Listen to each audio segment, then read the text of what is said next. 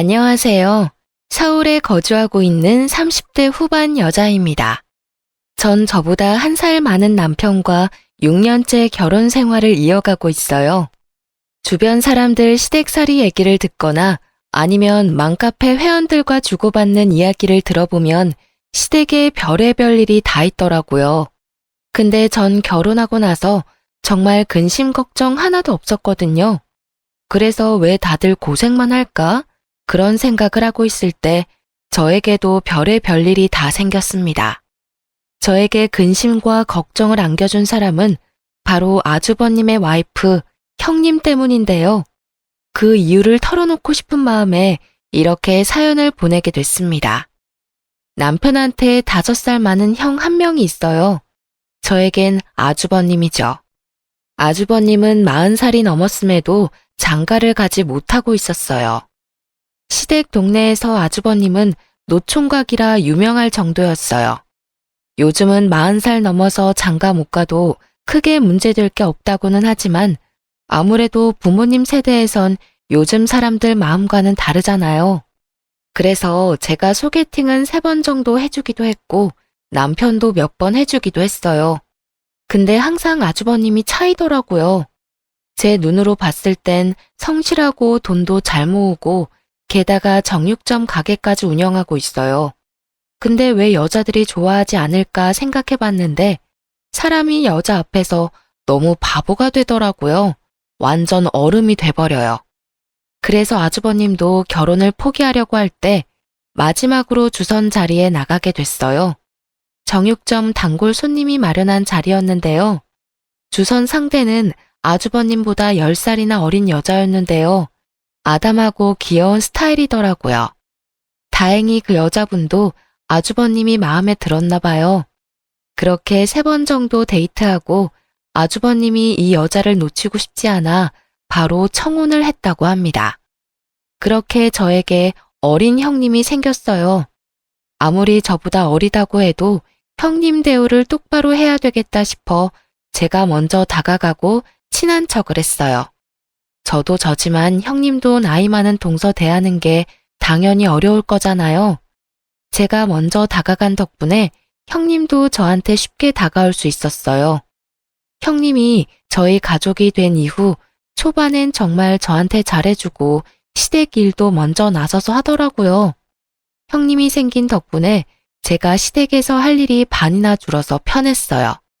근데 시간이 지나면 지날수록 형님이 점점 변해가는 게 보였어요. 모든 일에 나서고 열심히 하던 형님은 180도 다른 사람이 돼버렸어요.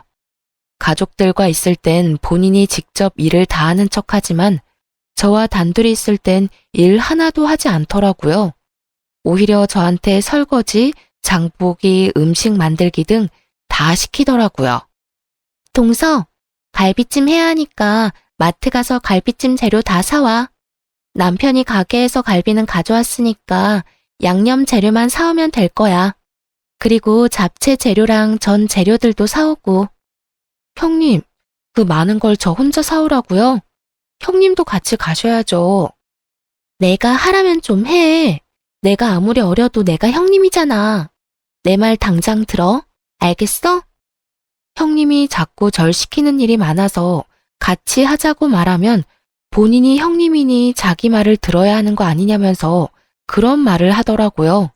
제가 더 따지고 들면 나이 어리다고 무시하는 거냐는 식으로 말하기도 하고요. 그래서 전 묵묵히 제 할 일을 했는데요.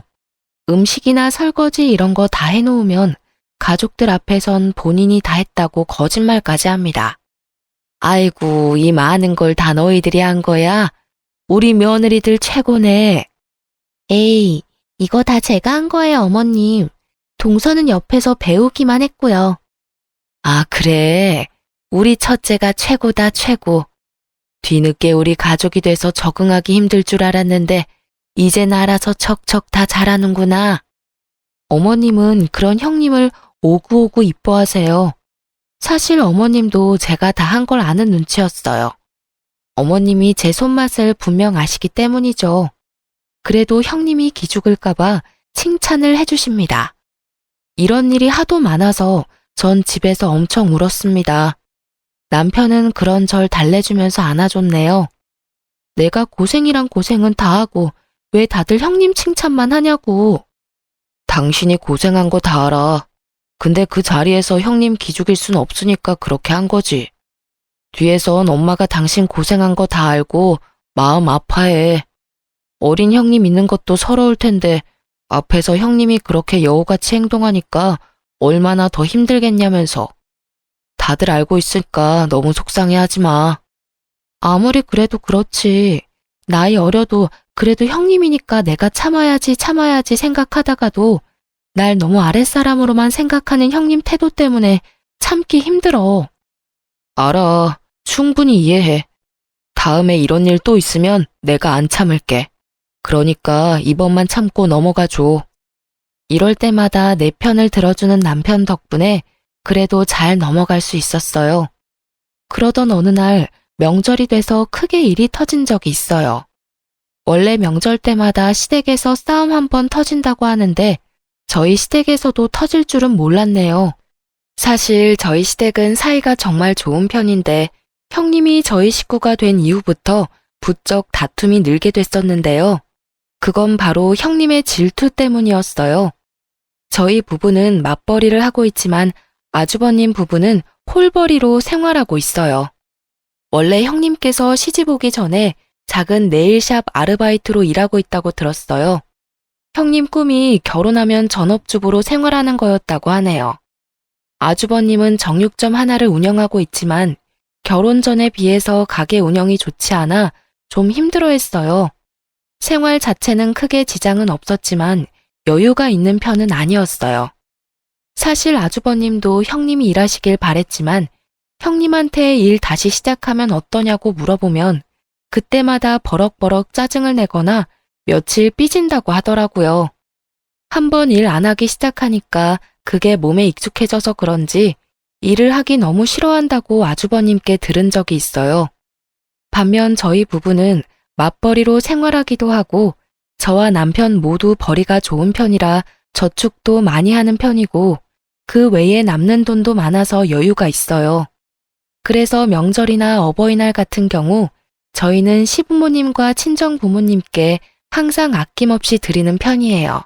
형님이 시집 오기 전부터 그렇게 꾸준히 해왔었고요. 언제 한번 설날에 있었던 일이었어요. 저희 부부는 설날이기도 해서 시아버님과 시어머님께 각각 용돈 30만 원씩 드렸어요. 이 말고도 가볍게 입을 수 있는 커플 셔츠 하나씩 사서 갔었습니다. 반면 아주버님 부부는 사과 한 박스를 사서 왔었는데요. 저희가 가지고 온 선물에 비해서 형님은 본인이 가져온 선물이 별게 없다고 느꼈는지 표정이 너무 안 좋아지시더라고요. 명절 외에도 항상 본인 부부가 갖고 온 선물과 우리 부부가 갖고 온 선물을 항상 비교하기 바쁘더라고요. 시부모님은 절대 비교할 분이 아니고요. 형님은 절 따로 불러서 혼까지 낼 정도였습니다. 동서, 어머님 아버님께 돈 드렸어? 얼마? 각각 30만 원씩 드렸어요. 왜요?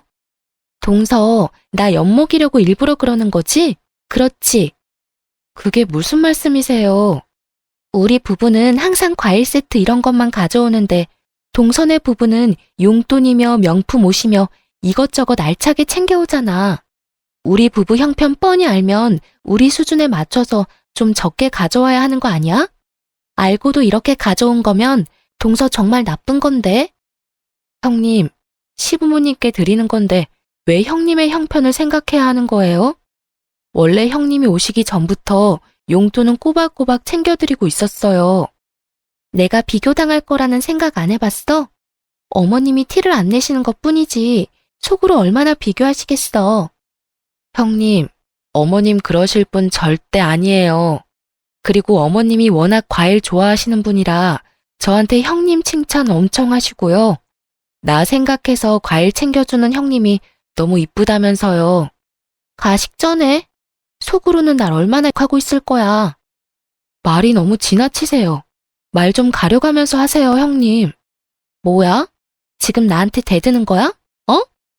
이런 식으로 형님이 절 잡는 날이 많았어요. 본인이 조금이라도 기죽는다 싶으면 제 기를 죽이려고 엄청 애를 쓰시더라고요. 그래서 그런 형님 때문에 스트레스가 이만저만 아니었는데 그런 형님의 모습을 시어머님께서 알게 됐었는데요. 이게 무슨 소란이야?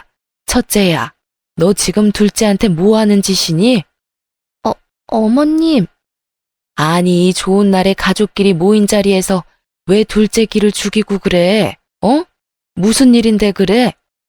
어머님께서 형님이 저한테 한 소리 하는 현장을 목격하셨어요.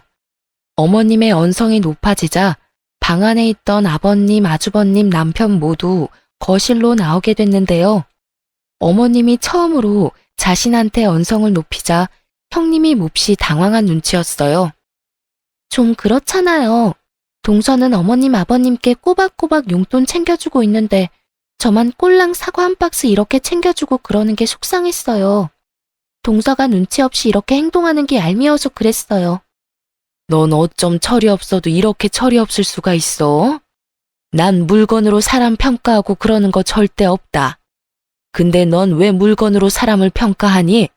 왜 선물로 등급을 매기려고 하냐 이 말이야. 난 너가 나 하나라도 챙겨주려고 하는 모습이 이뻤어. 근데 너가 이렇게 값어치로 선물에 등급을 매길 거라는 생각 전혀 못했다. 어머님 진짜 너무하시네요. 왜 저한테만 그러세요? 솔직해져 보세요. 속으로는 저 엄청 밉고 싫으셨잖아요. 명절이면 이것저것 챙겨주지 못할 망정 고작 과일 세트 하나만 덜렁 가져온 게 쪽팔리고 싫으셨을 거잖아요. 넌 형님 될 자격이 안 된다, 안 돼. 너 이제까지 작은 애한테 그렇게 해왔던 거니? 앞으로 너가 동서한테 형님이라 불러야 되겠다. 배울 게 너무 많아. 작은 애는 오히려 너 칭찬하고 있는데 왜 넌 작은 애를 못 잡아먹어서 안달이니? 됐습니다. 어머님이 동서 편만 들 거면 저 오늘 가져온 선물 도로 가져갈게요. 어머님도 참 너무하시네요. 형님은 어머님 말씀을 뚝 자르고 본인이 가져온 선물 반품시킬 거라면서 도로 가져갔습니다. 그런 형님의 태도에 화가 난 어머님은 그날 알아 누우셨어요. 솔직히 어머님은 형님이 여우 같고 욕심이 많은 사람인 줄은 대충 알고 있었다고 해요. 그런 형님을 보듬어주면 괜찮을 거라고 생각했는데 그게 더 독이 될 줄은 몰랐다고 하네요. 형님이 어머님께 크게 대들고 난 뒤로 어머님은 형님한테 전혀 연락하지 않는다고 해요. 형님이 용기 내고 전화드려도 절대 받지 않았고요. 어머님은 제대로 화가 나셨는지 가족 행사가 있을 때마다 형님만 쏙 빼고 부를 정도였어요. 중간에 있는 아주버님만 난처하게 된 거였죠. 아주버님만 가족 행사 다녀오고 집으로 돌아가면 엄청 잡힌다고 들었는데요. 그런 말을 듣고도 어머님은 형님을 절대 호출하거나 그러지 않으셨어요. 형님은 한동안 시댁과 연락 두절로 지내다가 저한테 연락한 적이 있는데요. 동서, 오랜만이네. 잘 지내고 있는 거지? 안녕하세요. 형님도 잘 지내고 계시죠? 저야 뭐 똑같이 지내고 있어요. 오랜만에 연락해서 이런 말하기 좀 그렇지만 나 빼고 가족끼리 모이니까 좋아? 방해꾼 한 명 사라진 기분이 들고 그래? 아무리 시부모님이 나 보기 싫다고 그래도 동서라도 나서서 날 부르고 그래야 하는 거 아니야? 말은 바로 하셔야죠. 일 이렇게 커지게 된 건 다 형님 때문이잖아요. 형님과 저만 있었던 일이면 어떻게든 넘어가겠지만 어머님이 형님 보기 싫다고 하시는데 제가 어떻게 어머님 말 어기고 형님을 데리고 갈 수가 있겠어요. 저도 중간에 엄청 노력 많이 했어요. 근데 어머님이 형님 보기 싫다고 하는데 저보고 어쩌라는 거예요. 동서 정말 못된 사람이구나. 완전 왕따 주동자네 주동자야. 이거 사회 매장감인 거 알고는 있는 거지? 저는 몰라요. 형님이 벌인 일이니까 형님이 책임지고 해결하세요. 이런 식으로 저한테 자주 전화해서 저보고 왕따 주동자라며 별 소리를 다 합니다. 어머님은 끝까지 그런 형님을 좋게 생각하지 않고 계시고요. 형님을 한동안 뵙진 못했었지만 아주버님과는 자주 왕래를 하고 있었어요. 사실 아주버님은 너무 순수하고 착한 사람이에요. 워낙 효자라서 시부모님께 속을 썩인 적이 없었고, 게다가 저희 남편과도 우애가 참 좋습니다. 그런 아주버님은 키가 크시고 덩치도 좋았어요. 키가 180cm이며 몸무게는 90kg 정도 나갔는데요. 그랬던 아주버님이 점점 말라가더라고요. 게다가 우리 부부 집에 놀러 오면 제가 직접 밥 한 상을 차려주는 편인데 그럴 때마다 밥 3공기씩은 뚝딱 해결해요. 예전엔 많이 먹어봤자 한 자리에서 1공기 반 정도 먹던 분이었는데 어느 순간부턴 3공기 이상은 드시니까 저와 남편은 요즘 무슨 일 있냐고 물어볼 정도였어요. 이렇게 많이 먹는데도 말랐으니 걱정이 될 수밖에 없잖아요. 아주버님은 절대 시부모님께 말하지 말라고 당부하며 저희 부부한테만 몰래 말한 얘기가 있어요. 형님께서 아주버님 수입을 전부 관리하고 있어요. 아무리 예전에 비해 수입이 많이 생기지 않지만 그래도 저축을 할 정도로 번다고 하셨어요. 근데 형님 씀씀이를 보면 절대 돈을 모을 수 없다고 해요. 사실 아주버님이 결혼하기 전까지만 해도 돈 엄청 모았던 걸로 기억하고 저축 왕이라고 불릴 정도로 알뜰살뜰했어요. 게다가 저희 부부보다 시부모님께 용돈을 많이 드린 분이었고요. 근데 형님과 결혼한 이후부턴 시부모님께 용돈을 단 한 번도 드린 적이 없을 정도로 힘들게 살고 있다고 합니다. 형님은 아주버님이 번 돈으로 본인을 위해서 쓰기 바빴다고 하는데요. 특히 일주일에 한 번씩은 꼭 비싼 네일 아트를 받는다고 해요. 얘기 들어보니 형님이 네일 받는 곳이 유명인들이 많이 다니는 네일샵이더라고요. 게다가 유명한 마사지샵도 한두 달에 한 번씩은 꼭 간다고 합니다. 에휴, 나 지난달에는 대출까지 받아서 그 사람 성형까지 시켜줬다.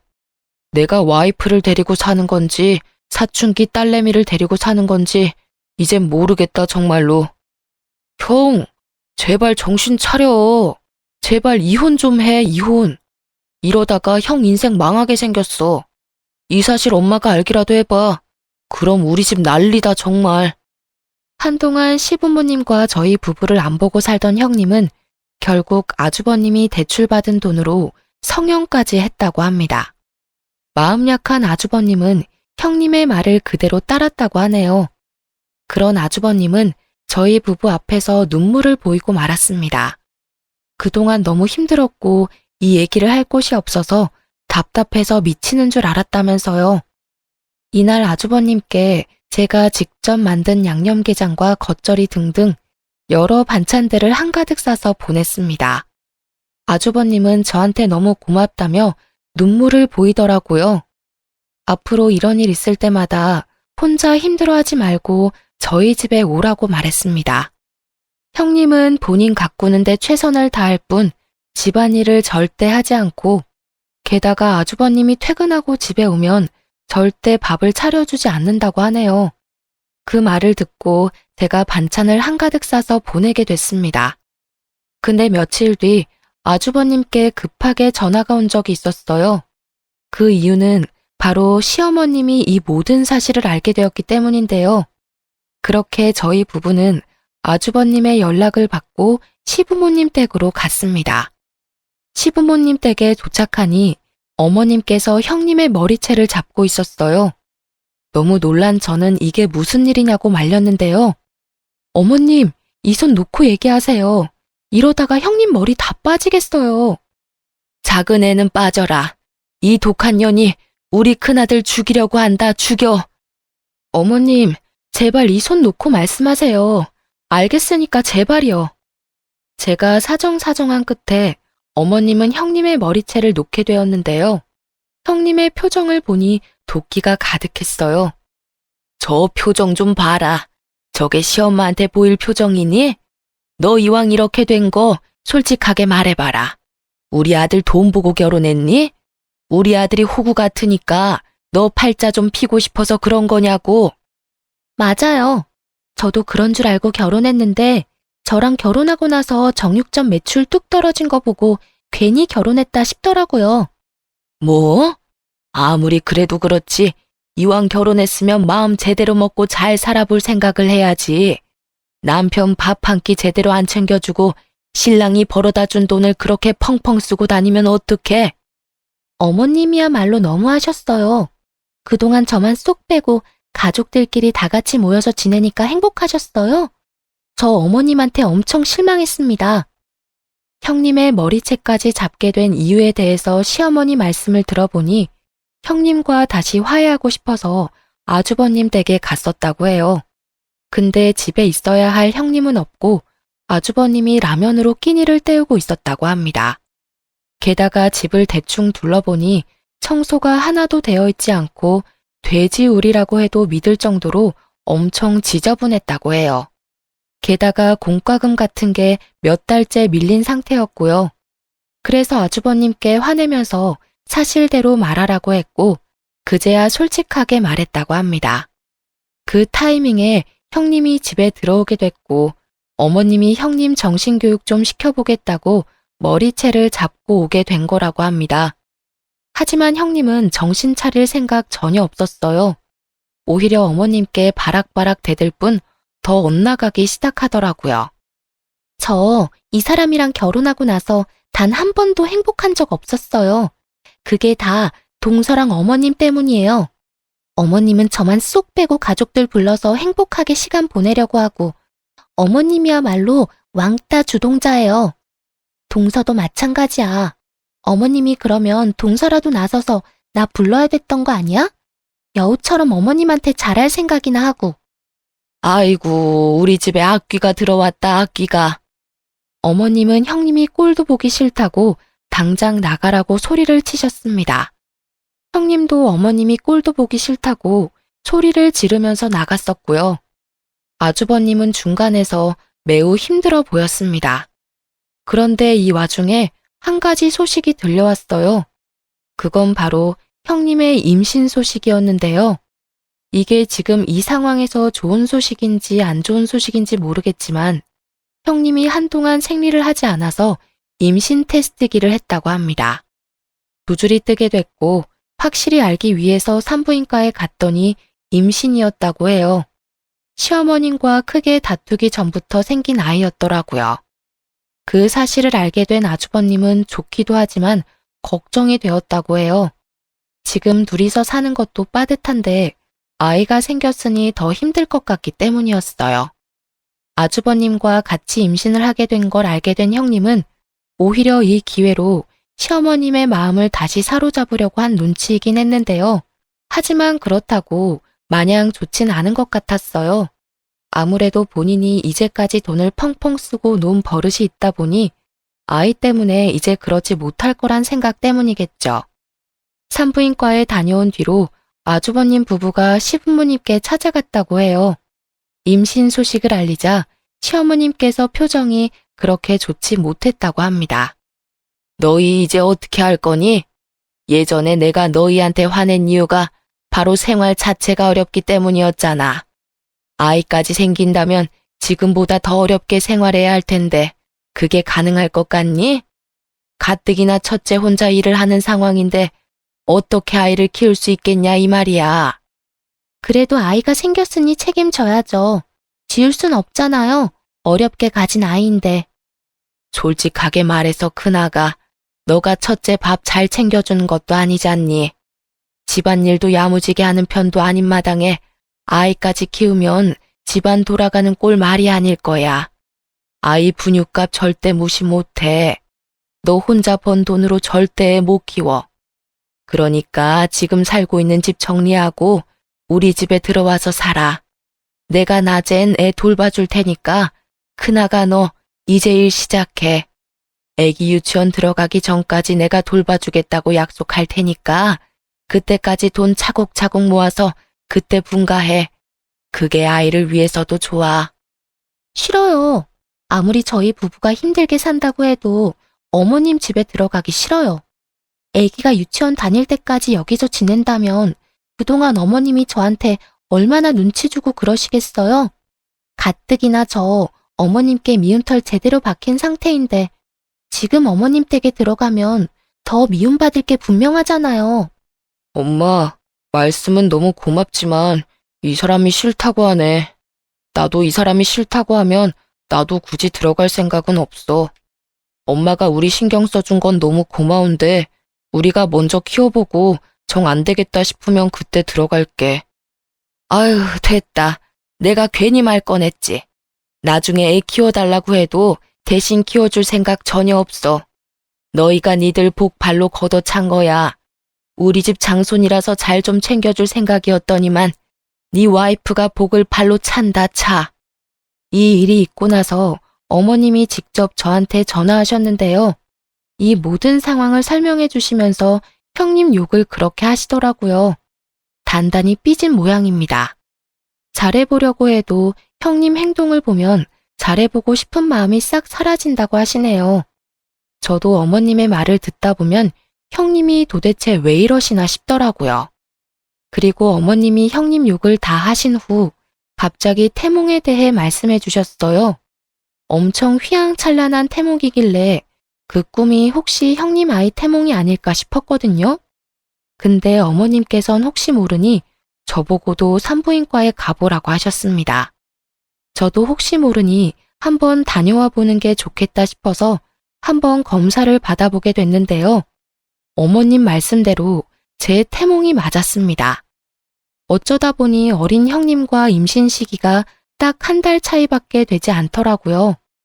어머님은 저의 임신 소식에 너무 좋아하셨어요. 마치 아이처럼요. 어머님께선 겹경사 축하 기념으로 가족들 전부 모여서 식사를 하자고 했습니다. 그렇게 오랜만에 가족들 전부 모이게 됐는데요. 오랜만에 모인 와중에 형님께선 또 저한테 질투하고 시비를 걸기 시작했습니다.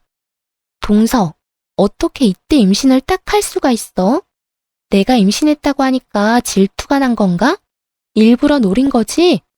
동서 지금 나이에 임신하면 그거 노산 아니야? 난 젊어서 아이가 완전 건강하겠지만 동서는 좀 위험할 것 같은데 아이가 버틸 힘은 있으려나? 형님은 이런 식으로 비아냥거리기 시작했습니다. 옆에서 듣고 있던 남편이 나서서 한 소리 하려고 하던 찰나에 어머님께서 형님의 주둥이를 탁 치셨습니다. 이놈의 주둥이가 문제야, 문제. 제발 그 주둥이 좀 닥치고 있어라. 임신한 여자가 어찌 그런 생각을 할 수가 있는 거니? 앞으로 고운 생각, 고운 말만 써.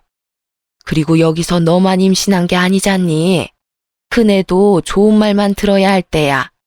그러니까 같이 임신한 거 서로 의지해 가면서 지내. 알겠어? 제가 틀린 말 한 게 아니잖아요. 동서 가뜩이나 나이 많아서 아이 낳기도 힘들 텐데 전 젊어서 아이 건강하게 잘 낳을 수 있다고요. 둘째가 이제껏 임신 안 하고 싶어서 안 한 게 아니었어.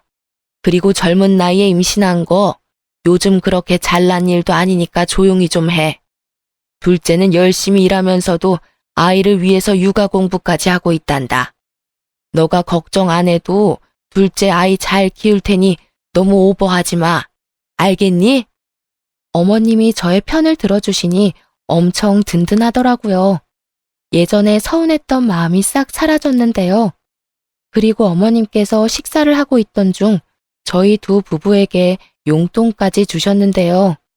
아주버님 부부와 저희 부부 모두 놀랬어요. 임신을 이유로 돈까지 주실 줄은 전혀 몰랐거든요. 저희 부부한텐 300만 원, 형님네 부부에겐 500만 원을 주셨는데요. 돈 액수를 보고 또다시 서운한 마음이 확 몰려왔지만 애써 감췄어요. 어머님이 절대 편애할 분이 아니기 때문에 다 이유가 있을 거라고 생각했죠. 아가, 좀 서운하겠지만 아무래도 첫째 내가 혼자 돈을 벌고 있지 않니? 가뜩이나 빠듯한 편일 텐데 아이까지 낳으면 더 힘들 게 뻔하니까 첫째 내는 200만 원 더 넣었다. 아이 낳으면 이걸로 산후조리 잘해. 괜찮아요, 어머님. 저희까지 이렇게 안 챙겨주셔도 되는데 신경 써주셔서 정말 감사합니다. 어머, 어머님 너무 감사해요. 저한테 500만 원까지 안 주셔도 되는데 차라리 저 300만 원을 저한테 주시지 그러셨어요. 너 제발 비아냥거리는 말투 좀 고쳐라. 너가 이뻐서 200만 원 더 준 거 아니다. 내가 둘째였어도 너 그 말하는 꼬라지 때문에 천불이 나겠어, 천불이. 우리 아들이 고생할까봐 더 준 거니까 착각하지 마라. 둘째야, 너무 서운해하지 마. 너 산후조리 할 땐 내가 옆에서 많이 챙겨주마. 봐요. 어머님은 저만 미워하시잖아요. 맨날 이렇게 편애만 하시고 저 이만 갈래요. 형님은 밥 먹다 말고 집을 나가셨어요. 그 와중에 어머님이 주신 돈 봉투는 야무지게 챙기고 나가셨습니다. 어머님은 그런 형님을 보고 혀를 차셨네요.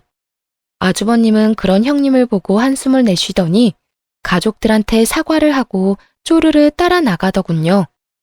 그렇게 태교를 열심히 하고 있던 중 갑자기 의문 하나가 생겼어요.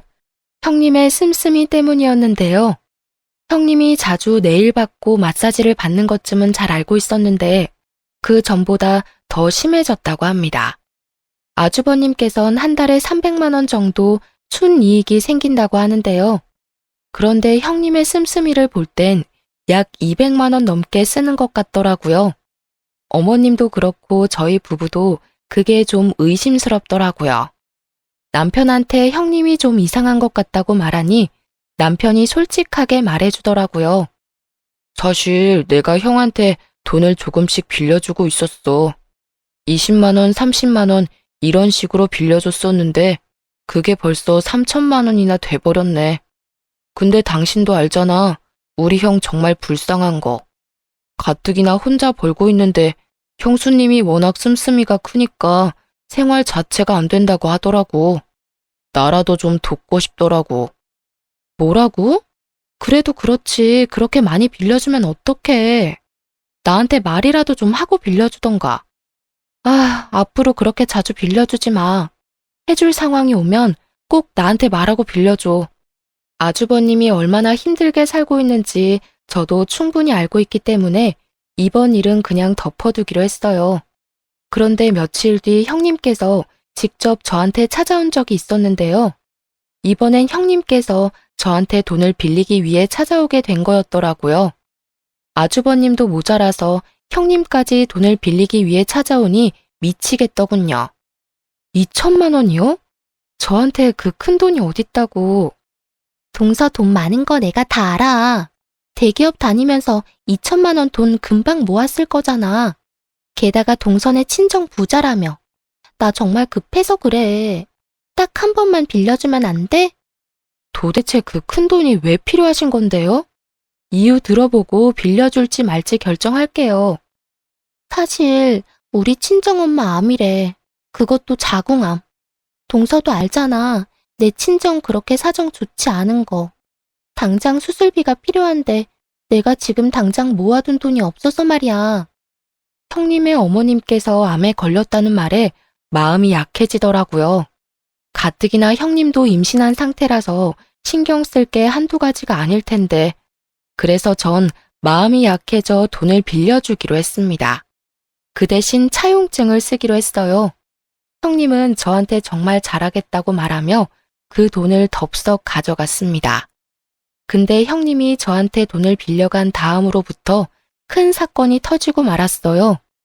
형님께 돈을 빌려준 그 당일날 남편한테 형님께 돈을 빌려줬다고 말하며 형님네 친정 어머니가 암에 걸렸다는 사실도 같이 알려줬거든요. 남편은 좀 쎄한 것 같다면서 그 다음날 아주버님께 물어봤다고 해요. 우리 장모님 아주 건강하시지. 며칠 전에는 등산까지 하셨는데 암이랑 완전 거리가 먼 분이셔. 아주버님 말로는 절대 암에 걸릴 뿐이 아니라고 단호하게 말했다고 합니다. 그 사실을 남편이 바로 말해줬고요. 그래서 2천만 원은 도대체 왜 필요한 건가 알아보려고 했던 찰나에 며칠 뒤 시댁에서 소란스러운 일이 발생했어요. 시아버님께서 숨을 헐떡이며 당장 오라고 부르셨는데요. 그래서 저희 부부는 헐레벌떡 시댁으로 달려갔습니다. 시댁에 도착하니 어머님은 쓰러진 상태로 시름시름 앓고 계셨고 시아버님은 아주버님의 등짝을 때리면서 온갖 욕을 퍼붓고 계시더라고요. 미친놈아, 그것도 와이프라고 데리고 살았던 거냐? 아버님, 진정 좀 하세요. 무슨 일인데 그러세요? 둘째야, 네 형님 좀 어떻게 해봐라, 어? 너 형님 뱃속에 있는 아이가 첫째 애가 아니란다. 다른 남자랑 두 집 살림하고 있었다네. 그 남자 아이래. 아이고. 네? 그게 무슨 말씀이세요? 아주버님 아이가 아니라고요? 자세히 얘기를 들어보니 형님은 진작부터 다른 남자가 있었다고 해요. 결혼하고 난 뒤 중간부터 다른 남자와 바람을 피고 있었는데 그 남자와 살림까지 차렸다고 합니다. 그렇게 두 집 살림을 하고 있던 중 그 상간남의 아이를 가졌다고 하네요. 임신한 사실을 알게 된 후 아주버님이 다른 남자 애라는 걸 알게 될까봐 일부러 아주버님과도 잠을 잤다고 하네요. 그 말을 듣는데 어찌나 소름이 돋던지. 이 사실을 밝혀낸 건 다름 아닌 시어머니셨는데요. 어머님이 우연히 길을 지나가다가 상간남과 있는 형님을 발견한 후 미행을 해서 알아냈다고 하네요. 그 충격에 어머님은 쓰러지신 거고요. 전 이 사실을 듣자마자 저 혼자서 형님이 있는 집으로 찾아갔습니다. 아주버님 댁으로 가니 형님이 안절부절 못한 상태로 있더라고요. 형님은 제가 찾아온 걸 보고 놀랬는지 식은땀을 흘리더군요. 형님, 저 다 알고 왔어요. 그 아이 다른 남자 아이라면서요? 형님, 아니, 야, 너 정말 간도 크다. 어떻게 바람 피고 있는 주제에 친정 부모까지 팔아가면서 나한테 돈을 빌릴 생각까지 했니? 미안하지도 않아? 어? 지금 너 때문에 우리 시어머님 쓰러지셨어. 이거 어떻게 책임질래? 동서, 내가 정말 미안해. 제발 동서만이라도 내 입장 이해해줘. 나 지금 너무 무섭고 정신이 하나도 없어. 그건 너 사정이고 이제까지 어린 주제에 싸가지 없이 기어오르길래 뭘 믿고 일어나 싶었는데 그냥 못 배워서 그런 년이었구나. 어떻게 하면 그렇게 뻔뻔할 수 있는 거야? 됐고 나한테 빌려간 2천만 원이나 돌려줘. 벌써 2천만 원 다 쓴 거 아니지? 나 그 돈 없어. 지금 돌려주고 싶어도 이미 다 쓴 상태야. 나한테 시간을 줘. 앞으로 동서가 하라는 일 다 하면서 살게. 그러니까 한 번만 봐줘. 너 이번 달 안으로 나한테 빌려간 2천만 원 갚아. 그리고 오늘 내로 우리 시댁 부모님한테 가서 모든 일 설명하고 사죄해. 알겠어? 이날 저한테 무릎까지 꿇고 사과를 하더라고요. 당장 돈이 없다는 거, 돌려줄 돈이 없다면서 불쌍한 척은 다 하는데 전 그런 형님의 모습이 눈에 들어오지 않았습니다. 전 그런 형님한테 욕을 하면서 제가 이제까지 담아둔 모든 일들에 대해서 다 털어놓게 됐어요. 형님은 웬일로 그런 이야기를 듣고도 묵묵히 듣고만 있는지 예전 같으면 이런 말 들으면 맞대응을 했어야 했거든요. 그리고 제 말대로 형님은 그날 시댁에 찾아가서 눈물 콧물 흘리면서 두 손 두 발 다 빌고 사과를 했다고 하는데요. 그때 시어머님은 형님의 뺨을 때리며 입에 담을 수 없는 욕까지 퍼부었다고 합니다. 전 아이 때문에 그 상황을 전부 목격할 수는 없었지만 남편 말로는 그날 형님 아이가 유산이 안 된 게 용하다 싶을 정도였다고 하네요. 형님이 어머님께 맞고 있는데도 아주버님은 말리지 않았다고 하네요. 아주버님이 가족 중에서도 제일 큰 피해자인데도 크게 화를 내지 않았다고 합니다. 그냥 어머님께 맞는 것만 지켜볼 뿐. 이날 이후로 아주버님과 형님은 이혼 소송과 함께 상간남 소송까지 진행했어요. 이와 동시에 형님은 당연히 집에서 쫓겨났고요. 아주버님이 형님과 이혼을 하지 않을 거라고 생각했는데 의외로 단호하게 이혼하셨어요. 처음엔 형님이 아주버님께 엄청 사과하고 매달렸다고 하는데요. 근데 아주버님은 단호하게 이혼하자고 통보했어요. 아주버님과 이혼하고 난 뒤 상간남과 같이 살고 있다고 들었어요. 형님과 같이 살고 있는 그 상간남은 제정신이 아닌 사람처럼 보였습니다. 우연히 상간남을 본 적이 있었는데 완전 양아치 같은 느낌이 물씬 느껴지더라고요. 예전에 전적을 들어보니 사기 전과로 한 번 감옥에 다녀온 적이 있다고 하네요. 그런 남자가 뭐가 좋다고 같이 살기까지 할까요? 그 일이 있고 난 이후 6개월 정도가 지났을 무렵 아주버님은 이혼과 상간남 소송이 잘 해결됐어요. 다만 제가 빌려준 2천만 원만 돌려받지 못한 상태였는데요. 제가 만삭일 때라서 아이 낳고 받아야 되겠다 마음먹고 있던 찰나에 형님의 사망 소식이 들려왔어요. 너무 뜬금없이 형님의 사망 소식 연락을 받아서 정말 놀랬었어요. 머리가 멍하더라고요. 알고 보니 형님께서 자연분만으로 출산을 하다가 출산 중 경련이 일어나 돌아가셨다고 하는데요. 형님의 친정 어머니께서 직접 연락을 주셨었어요. 전 그때 임신하고 있던 중이라서 장례식장에 가진 못했었지만 시부모님 그리고 아주버님은 장례식장에 다녀왔어요. 남편 말로는 장례식장에 상간남은 없었다고 하네요. 알고 보니 상간남은 출산을 하던 중 잠수를 탔다고 하네요. 원래 같이 살고 있을 때부터 사이가 좋지 않았는데 아이까지 책임지기 싫은 나머지 형님의 출산 중 도망갔다고 하더라고요. 그런 남자가 뭐가 좋다고 아이까지 낳으려고 했는지 장례식을 마친 후 형님의 친정어머니께서 저희 부부한테 연락을 한 뒤 찾아왔었는데요. 어쩐 일로 오셨어요?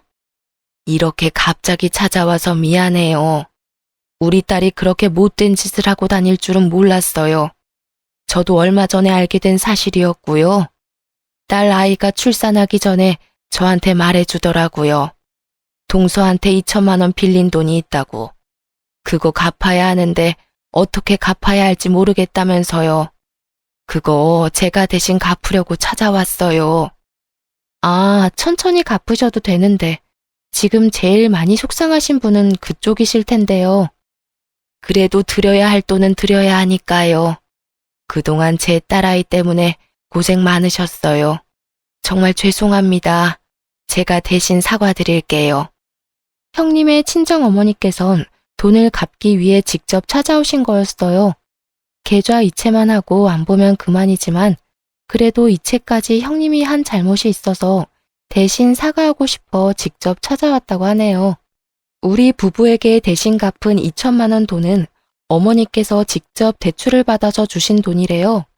처음엔 이 돈을 받아도 되는 걸까 고민이 많았지만 그래도 받았습니다. 곧 태어날 아이를 위해서라도 받는 게 좋겠다 싶더라고요. 아주버님은 형님이 돌아가신 이후로 거의 술을 달고 살았어요. 이혼하고 나서는 술까지 드시진 않았는데 사망 소식을 듣고 난 뒤로부터는 거의 술을 밥 먹듯이 드시더라고요. 그런데 산부인과에서 보호자로 등록이 된 아주버님께 연락이 갔다고 하는데요. 알고 보니 아이는 살아있었더라고요. 아이를 데려가라는 연락이 왔었다고 합니다. 사실 그 아이는 상간남의 아이라서 아주버님이 데려갈 의무가 없지만 아주버님은 아이가 무슨 죄가 있냐면서 결국 산부인과에 방문했었는데요. 엄마, 나 이 아이 꼭 키우고 싶어. 너 미친 거야? 그 미친 계집애 데리고 살았던 것도 모자라서 애까지 대신 키운다고? 당장 보육원 보내. 이 핏덩이를 보육원에 어떻게 보내? 이 아이가 뭔 죄가 있다고 그래. 나 한번 이 아이 키워볼게. 엄마 한 번만 봐줘. 어? 살면서 엄마 속 썩여본 적이 없는 놈이 최근 들어서 다 썩인다 썩여. 너 마음대로 해. 그 대신 이 아이 내 눈에 절대 보이게 하지 마. 내 손자라고 절대 생각 안 한다. 시부모님은 당장 그 아이 보육원에 보내라고 강하게 나가셨는데 아주버님은 그 아이를 키우기로 결정했어요. 아주버님은 아이라도 키우지 않으면 다시 살아갈 의욕이 없을 것 같다고 하셨어요. 희한하게도 아주버님은 아이를 키우면서 본격적으로 일을 다시 하기 시작하셨어요. 낮에는 택배 일을 하고 있으며 밤엔 대리기사로 일하고 계세요. 아무래도 아이를 키우다 보면 여자의 손길이 필요하기도 하잖아요. 그래서 제가 가끔씩 낮에 육아도 도와주고 그러고 있어요. 집안에 여자가 잘 들어와야 한다는 말이 있잖아요. 전 그 말이 정말 맞는 말인 것 같아요. 역시 어른의 말은 틀린 게 없다고 봅니다. 가끔 아주버님을 볼 때마다 너무 불쌍한 것 같아요. 형님이 하늘나라로 가게 된 건 정말 안타깝게 생각하지만 도대체 왜 그랬는지 다시 한번 더 물어보고 싶은 마음이 들어요. 전 빌려간 2천만 원도 돌려받고 아이도 잘 출산하여 잘 키우고 있습니다. 이쁜 딸을 낳아서 키우고 있는데 다행히 절 닮아서 너무 곱네요. 시어머님도 매우 좋아하시고요. 고생이랑 고생을 다하고 사셨던 우리 시부모님 속 썩이는 일 없도록 잘 지내볼 생각입니다. 제 긴 사연을 들어주셔서 정말 감사합니다.